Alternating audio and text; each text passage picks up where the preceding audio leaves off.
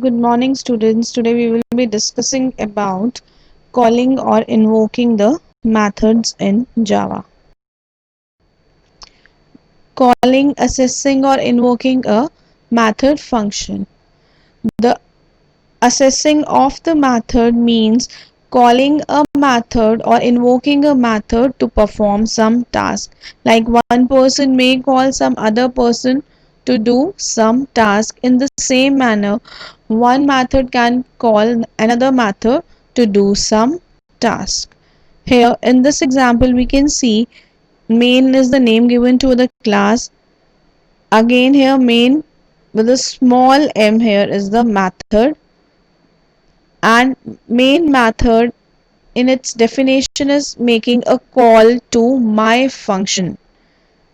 See the diagram, the labeled line 1 means when my function semicolon is the statement is encountered, the control transfer to the definition of the my function method, that is private static void my function, and now the execution of my function method will take place first, and this is labeled with the number 2.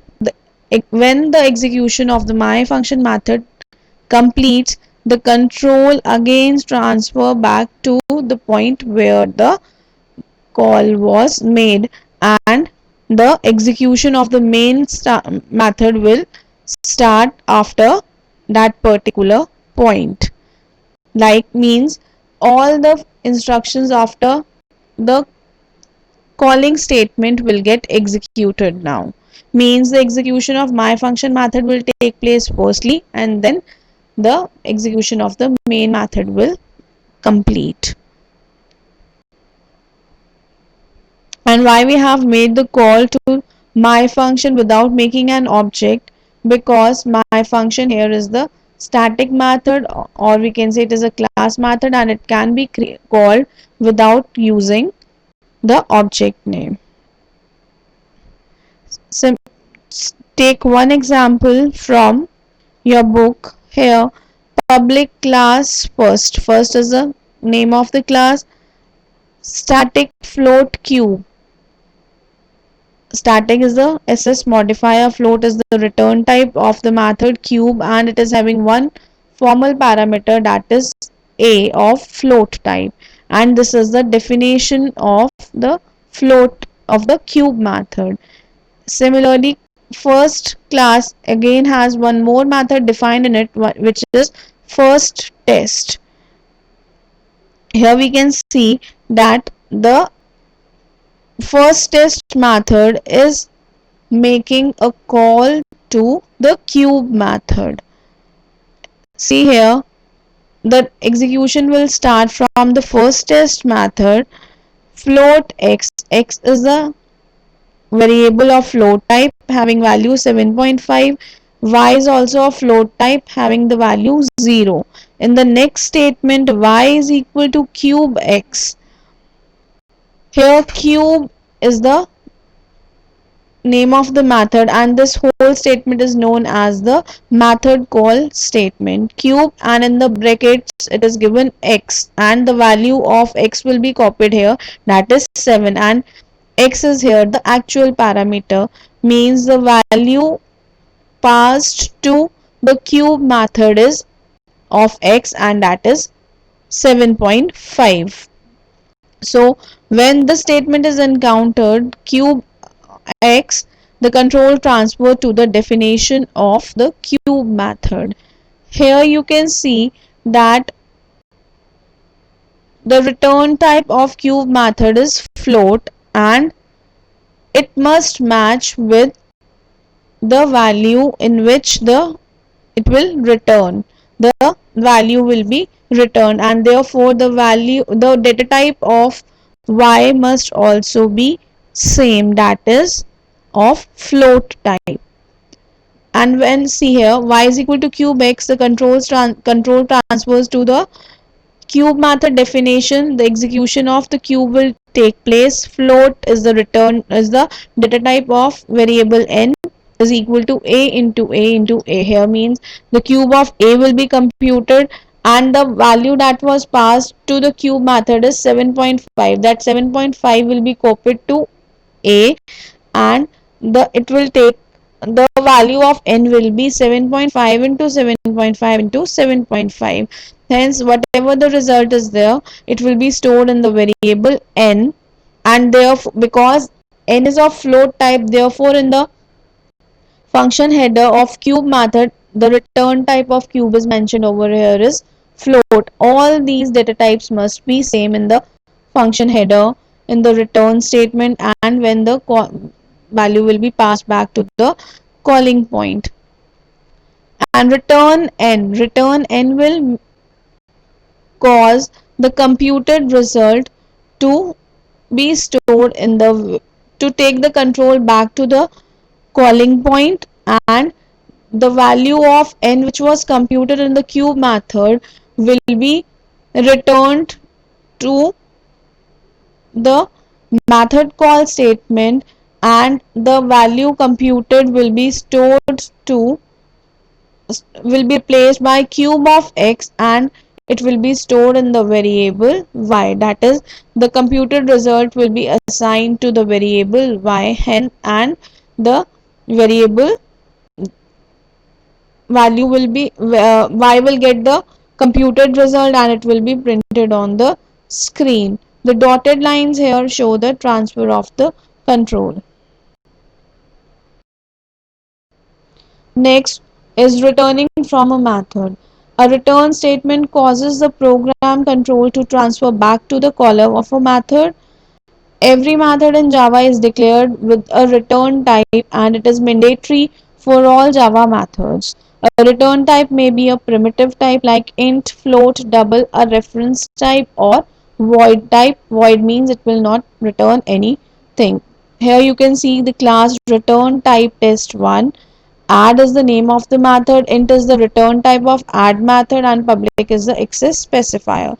The definition of main method includes int x 30, y is assigned 70, z is equal to x plus y.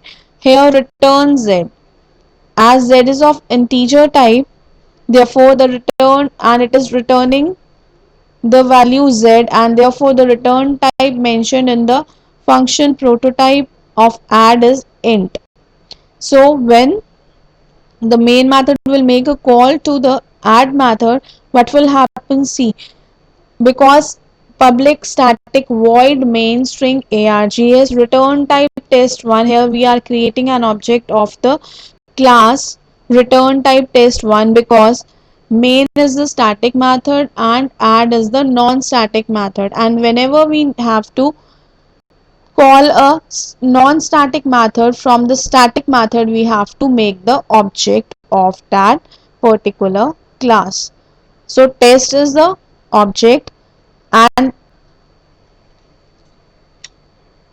int add is equal to test dot add is the calling statement here, and test dot add semicolon will make the control to transfer to the add method definition.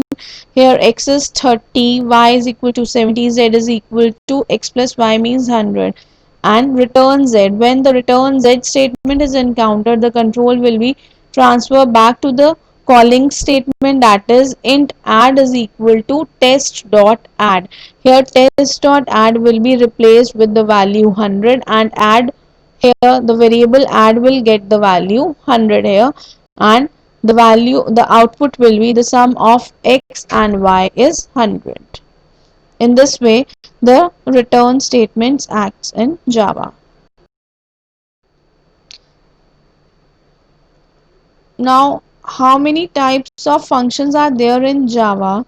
They are of three types: computational functions, the functions that calculate some value and return the result. For example, we have learned earlier also that math is the class and sqrt is the predefined function, and these functions which will perform some computations or calculations are known as computational functions. Math.square root, math.cbrt, math.round, all these are Computational functions. Next is manipulative functions. Functions that indicate success or failure of an operation by returning 0 or 1. Means manipulative functions contain a return statement explicitly in it, and for every successful execution they return 0 value, and for unsuccessful execution they return a non-zero value or 1. Next is procedural functions, the functions that simply perform an action and do not return a value.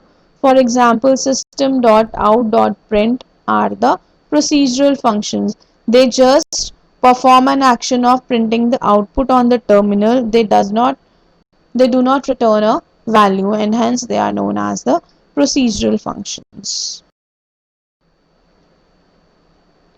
Pure functions. The pure functions are also known as the getter methods or getters. These are the functions which are sure to provide exact result when the same arguments are passed.